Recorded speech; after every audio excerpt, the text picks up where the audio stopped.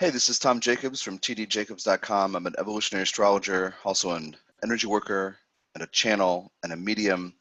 And at tdjacobs.com, you'll find a bunch of tools to support you along your path, wherever you are, whatever you need. Program crystals, astrology, learning, consultations, all kinds of things. 17 books, lots of stuff. And on my other site at healingsuicide.com, you will find a narrative, kind of an 8 or 9 part story about soul, what it is, how your human life is connected to it, how your soul experiences your life, but also how to deal with some difficult kinds of emotional things that push us to consider suicide or believe the parts within us who could be from other lifetimes, past life parts, who believe that suicide is the only option. So healingsuicide.com is that effort. This video today, this is the first video. Typically what I do is I put up videos on YouTube for astrology teaching or announcing or teaching about crystals or something like that. And then I put on soundcloud.com. It's look up Tom Jacobs Astrology on soundcloud.com, or go to tdjacobs.com, and one of the squares is audio on SoundCloud or something. You click on it, it'll take you there. And I actually do analyses and current events and longer things there. Well, I'm going to start doing them on YouTube here to reach more people, honestly. But anyway, on SoundCloud over the last week, I have put up a profile of Brett Kavanaugh, covering Pluto, Lilith, Mars, Venus, and Chiron, plus some other things. And that's about 52 minutes. There's just a lot of depth in there about his karmic journey, his multi-life process, and how to understand the role he has of being like a patriarchal upholder of this imbalance between masculine and feminine. And then the next day I did an MP3. So I recommend you listen to that. If you're affected at all by the stuff going on in Washington right now about the Me Too movement and people's voices not being paid attention to, and the sham investigation and the politics and the old white men in Congress, whatever, all that stuff. That's number one. Number two, the next MP3 was the next day, a broader thing on the Me Too movement in current event terms, astrology transits for the last several years, just kind of talking about that, and also talking about Pluto square Eris in that, which we have several squares from now until, I guess, 2023. That's a big deal, so that's explained. And also I go into what I call the myths of difficult women, Eris and Lilith. The women we don't want to listen to if we're in charge of the culture. So check those 2 MP3s out. And then I've been thinking a lot about this, the Asteroid and Centaur report during a week of Me Too. That was a 3rd MP3 a few days later. What I do is I just pull up a chart of the moment. At that time, it was like 9:30 p.m. or something, whatever night. And I just look at where the asteroids and the 2 centaurs I use are, and I just kind of talk about the themes and what's being pulled out of us. And for example, in that one, Venus and Scorpio will retrograde if it's not already stationed now. Today's my day off. I'm not looking at transits, but if but it's next to Persephone, which is the need to mature into new ways of dealing with scorpionic pain, guilt, and shame, for one example. And then I just go through the asteroids and centaurs in there. So anyway, check those 3 MP3s out on soundcloud.com. Again, Tom Jacobs Astrology is the name of my page. And I have, I don't know, 220, something like that, MP3s there, which I encourage you to listen, to check out. You can search for various things. And included in that is the archive of The Soul's Journey, which is a radio show, a weekly internet radio show I did from 2012 to 2015, just about 3 years. It was 35 months. And there's something like 140 episodes of that up there too. So all kinds of topics on spirituality and astrology and living as an intuitive and opening up to spirit and learning about past lives and dealing with emotional issues, all kinds of stuff. So anyway, that's all on SoundCloud for free. What I want to talk about in this video, and you might want to pause it and then go back and listen to those MP3s and then consider this the 4th part of that story. Okay, you might want to. Or you can read the last pages of the book here and then go back and listen to those things. But I have been giving a lot of attention, you know, to these issues because, you know, some of you might know this. I've been working on or specializing in the true Black Moon Lilith archetype since, you know, about 2004, 2005, when I was getting into astrology. And people, I was reading on websites and message boards, people were saying, well, Lilith, you know, she's the mother of all demons, and she's evil, and this is negative, and if your son is on your girlfriend's Lilith, well, watch out, you know, all this negative stuff. And I was like, that's garbage. Whenever someone says this archetype is about evil or is bad, I burrow into it and try to figure it out. So I've been working on Lilith since probably 2004. And Lilith Healing the Wild is the book that results from my research, both intuitive and also working with clients in real sessions. But what I want to talk about today kind of extends this thing that I've been doing for 14 years. And what does Kavanaugh's confirmation mean? Now, as I record this, it's about 6 p.m. Pacific time on October 5th. And I was just reading some headlines where basically they're saying it's a done deal. So if one of these senators changes his or her mind tomorrow, then maybe it's not a done deal, but it's probably a done deal. So what does it mean? What does it mean if all these people are coming out of the woodwork saying, me too? And the elitist white guy who's had all the privilege in the world still gets confirmed without a thorough actual investigation into the allegations made against him. What does it mean? Because to some people, it's going to seem to mean that their experience, their pain, the fact that they had the courage, perhaps after years or decades, to come forward doesn't matter. And so I just want to offer you a big picture view, kind of a zooming out, kind of a bird's eye view as a channel who's connected to an ascended master who tries to teach. The ascended master offers us all these teachings about why things happen the way they do. And he often couches things in terms of this event happening right now is actually part of this larger process. And that's kind of what I want to offer you now. I know that's a long intro, but I need to explain that. That's why I do the things on SoundCloud, because long videos seem weird sometimes, but long audio seems less weird. But anyway, I'm going to transition into doing the videos. So what does it mean? Does it mean that, like, let's say that you're somebody who, or you know somebody, right, who has experienced some form of sexual assault of any kind, right? And this stuff starts happening. This woman comes forward. You know, we get hints of the fact that she sent a letter in July to this representative and then this senator in California, her representatives, her congressional team, so to speak, her delegation. And then it was withheld, and now it comes out, and then, okay, she's going to go testify, and we see her testimony, and she brings this vulnerability and this clarity, intellectual strength, mental clarity, but also this vulnerability she brings. And many people say, wow, that's compelling. I don't have any doubt that something happened to her. Okay. Then the minority on this committee say we have to investigate this, and then the FBI investigates with limitations on its scope. It's not allowed to do a real investigation. And then there are all these stupid reasons from the old conservative white guys, right, on this committee. The report is returned after 5 or 6 days, and oh, it's not conclusive. Well, it's not a real report because it's not a real investigation. So then, and these people, Mitch McConnell and others, are saying we're going to push this through, and now here it is. So what does it mean? Does it mean that, and let's say that you or someone you know found the courage to tell your story.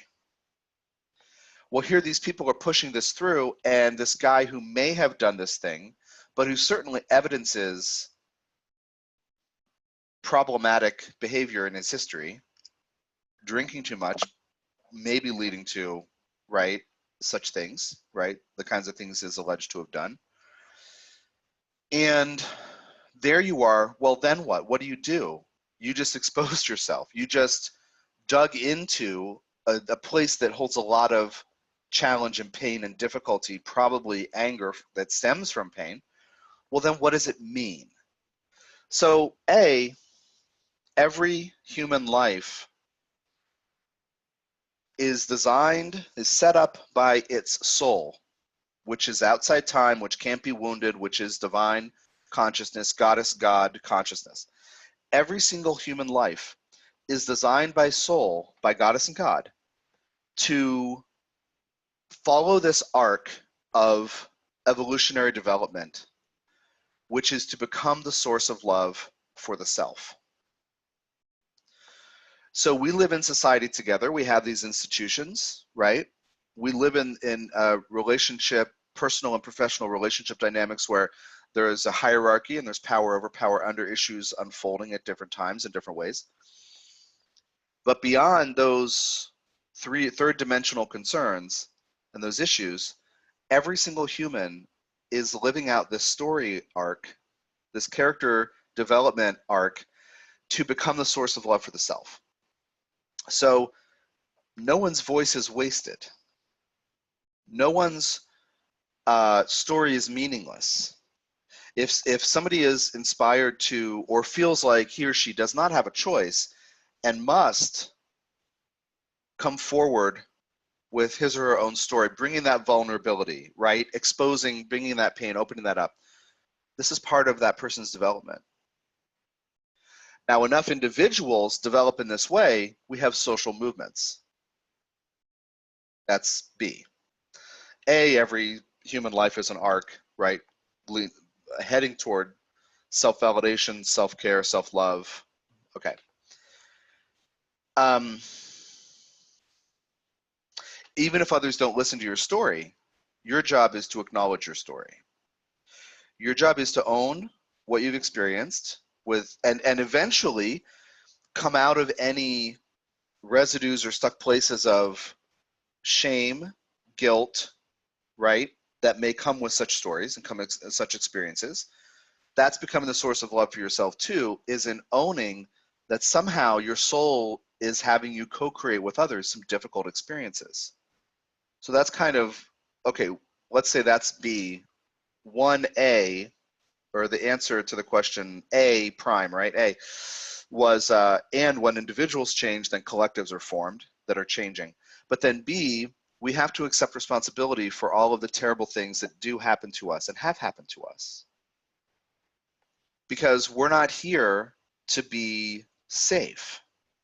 We're here to learn all possible human experiences. This is really hard to talk about. This is really hard with any individual. Even if I'm talking with myself or if I'm talking with a client, this can be very, very hard because of what pain and trauma do, what they do to the psyche and the energy field, what beliefs they can inspire and trigger, and then we live our lives according to these beliefs. So this is a sensitive topic, and I routinely hold space for clients who resist wanting to believe this painful thing that happened is a co-creation of their soul. Because our human brains, in large part because of I want to say like what has grown over thousands of years into the Enlightenment, and now that we are enlightened, right? Because, you know, the age of reason, that our brains are in charge essentially, and logic is the only thing. Well, our brains will say, well, if I co-created it, then I must deserve it. I must have done something wrong, because we assume that there is only human justice. That's the only model. Well, spiritual justice is a little different. So we create pain to learn through it. So our souls learn how to become the source of love for the self. So our souls can watch us be thrown into a pit or fall off the edge of something, or feel stuck in pain, or be pushed in pain by somebody else specifically, in order that we learn over time not just how to forgive and forget, not that, but how to own that this experience has shaped us and pushes us into something negative, so we can learn more about growing into the source of love for the self. It's a larger topic. I'm gonna recommend that you check out the 6 channel books that I brought through, which are from the Ascended Master Jehudi, also known as Thoth, Saint Germain, Merlin, Hermes, where he pretty eloquently, I can't even say the word smoothly, eloquently, explains all of this. But anyway, the point is that taking responsibility for a painful experience is not the same as accepting shame or the thing we should feel guilty for having experienced it. Not the same at all. Every human is learning, and souls agree to push each other into certain experiences so we have that opportunity to learn.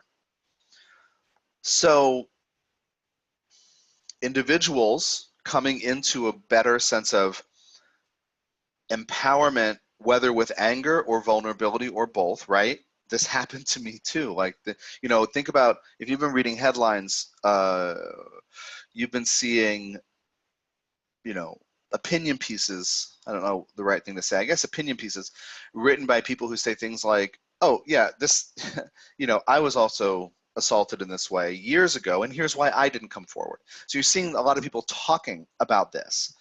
So this patriarchal wound over thousands of years, the diminishment of the feminine, which is a center of the Lilith teaching in Healing the Wild and in the Lilith Natal Report, that central teaching is that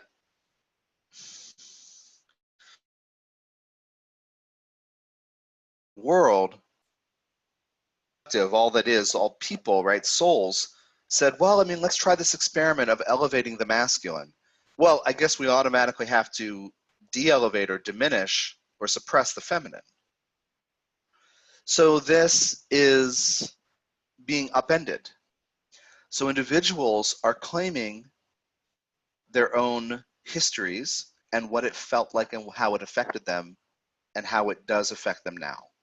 So if Kavanaugh gets confirmed, to some people it will look like none of this matters. But I promise you, if this is part of your or somebody else's evolutionary arc, to own your history and to learn to let go of guilt and shame and fear of sanction and punishment and abuse, and become empowered to become more closer to becoming the source of love and validation for yourself, then it is a very positive thing.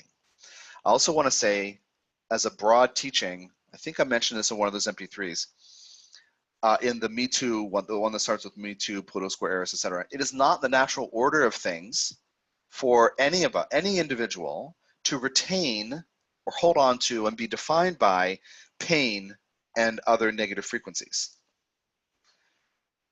What that means is that whatever we store, whatever traumas and horrible things that we feel and we store that have gotten stuck in us, that have been messing with us or really shape our lives or limit our expression or our potential, right? Those things must be triggered so we can be free of them. Because the arc of every human life is moving toward becoming the source of love for the self. How can I generate love? How can I own my experiences and be loving? How can I accept the lessons that have come to me and not blame others, not blame myself, not shame myself, not assume I deserve punishment, right? How can I move toward that? So the natural order of things is that your pain gets triggered until you learn to heal it. Again and again. Over and over and over again. And this is why, talking about astrology a little bit, this is why when we talk about multi-life karmic issues,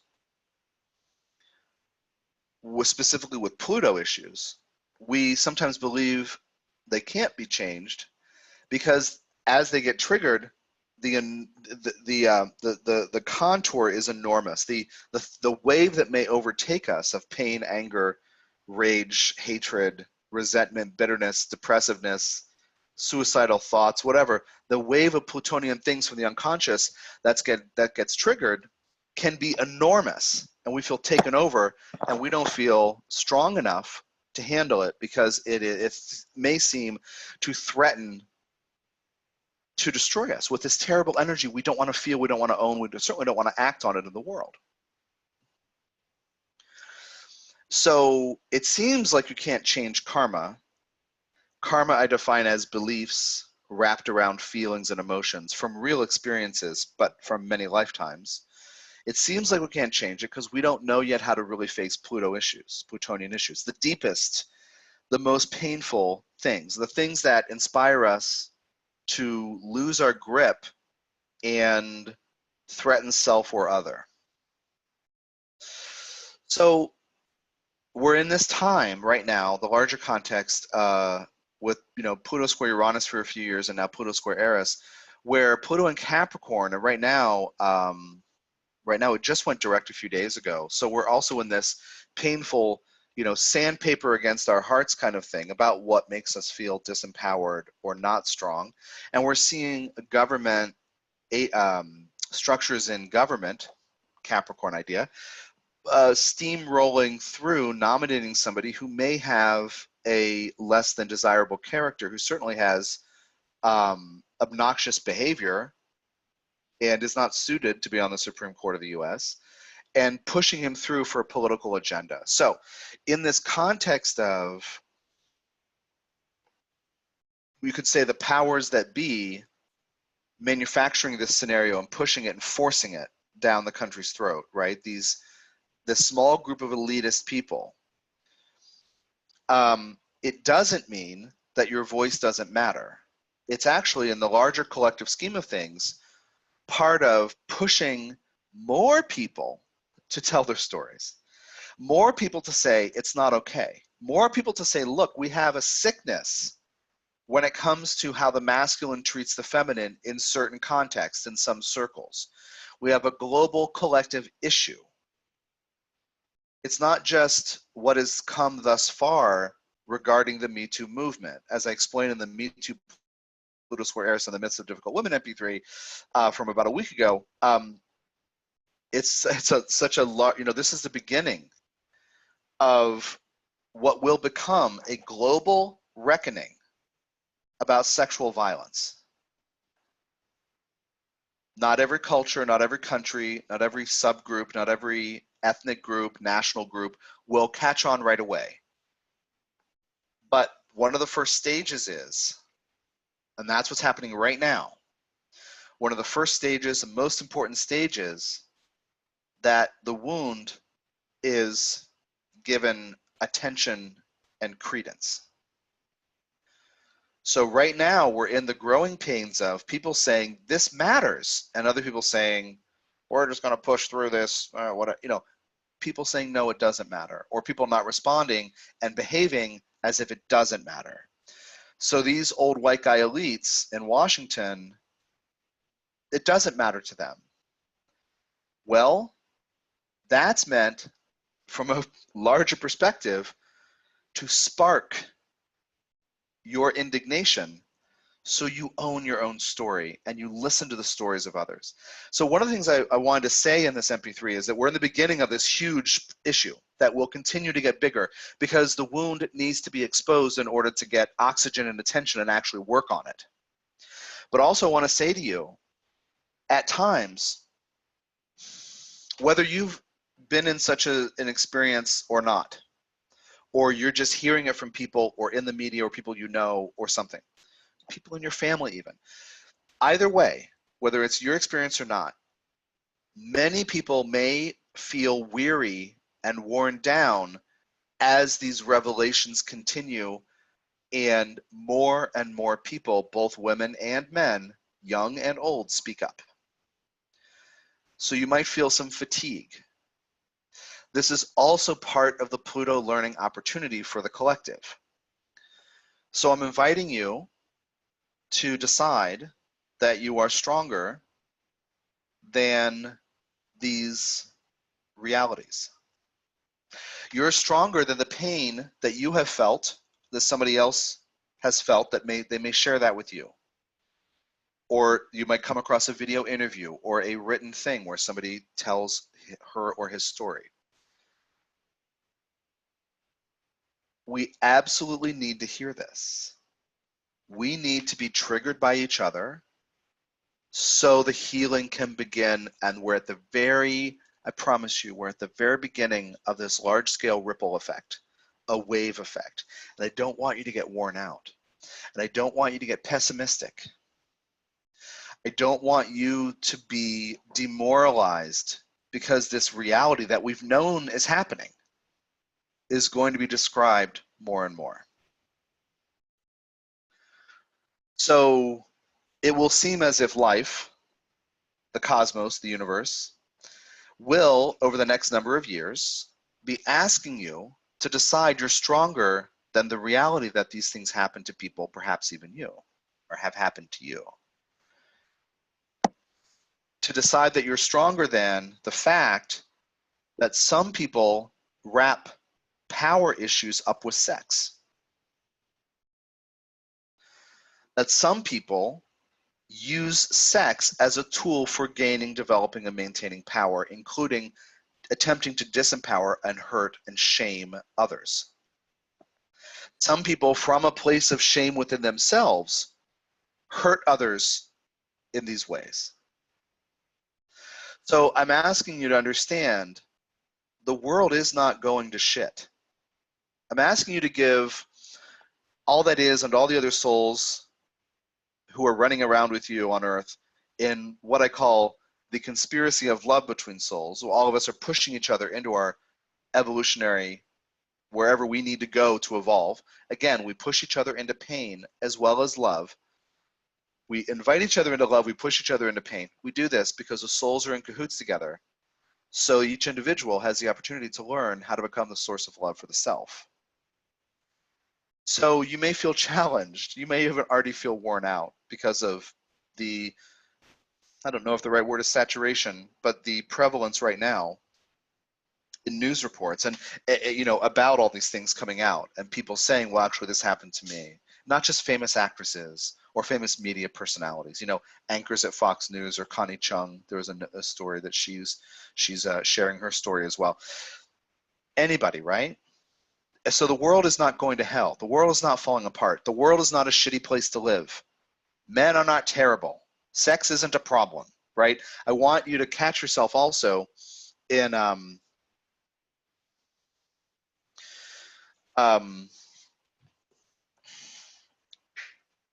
any tendency to believe these things. It's your choice. It's seductive to give in to that unhappiness because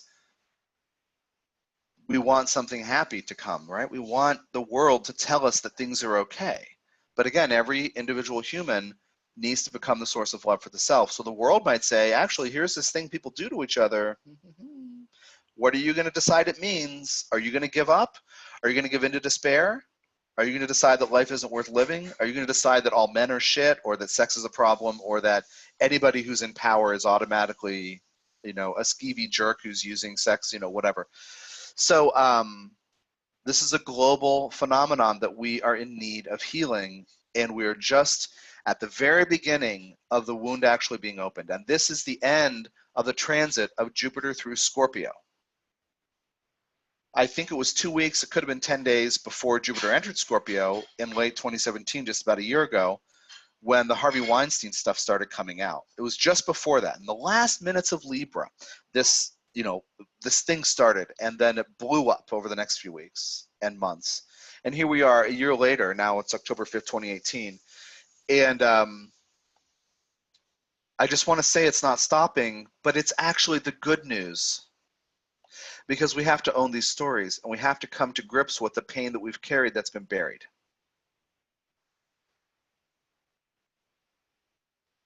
So what does it mean if an elitist white atom, I use that as an archetype or mythology reference, like Adam and Eve, and talk about that in Brett Kavanaugh's MP3. What does it mean that even though such things are revealed and not fully investigated, right? They're alleged but not investigated.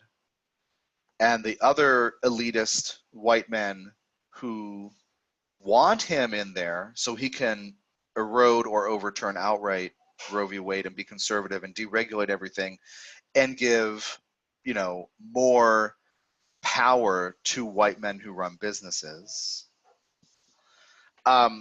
They want him in there. Well, does that mean your voice doesn't matter? No. It means that this structure of government that doesn't serve you may be on its way out, and different people need to be elected to change the balance of power. So your voice matters. You owning your story matters.